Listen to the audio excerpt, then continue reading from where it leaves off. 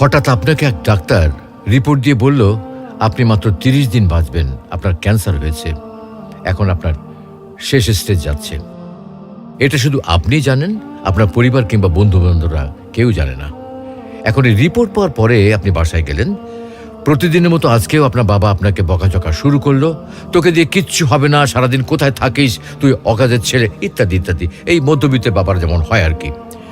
তখন কি প্রতিদিনের মতো আজও আপনি তর্ক করা শুরু করবেন, নাকি প্রাণ ভরে বাবার বকাগুলো শেষবারের মতো আরেকবার শুনে নেবেন? হঠাৎ আপনার মা এসে আপনাকে বলল, নে বাবা ভাতটা খেয়ে নে। আপনার মনে হবে এই বুঝি আপনার মায়ের শেষ হাতের খাওয়া, আপনি আর বাঁচবেন না।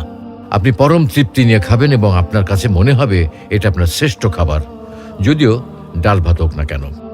আপনি বের হলেন, পুরনো এক বন্ধুর সাথে দেখা, আপনি যাকে মোটেও সহ্য করতে পারেন না, সবসময় তার সাথে কথা কাটাকাটি হয়, আজকেও সে আপনাকে কিছু কথা শুনিয়েও দিল। আচ্ছা, এখন কি আপনি তার সাথে তর্ক শুরু করে দেবেন? মোটেও না।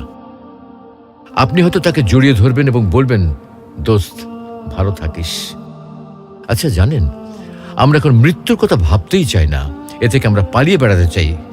কিন্তু যদি আপনি ভাবেন যে আজই আপনার শেষ দিন, তাহলে দেখবেন সবকিছুই আপনার কাছে ভালো লাগছে। তাই ইগো ছেড়ে দিন, ইনশাল্লাহ আপনার মন ভালো হয়ে যাবে।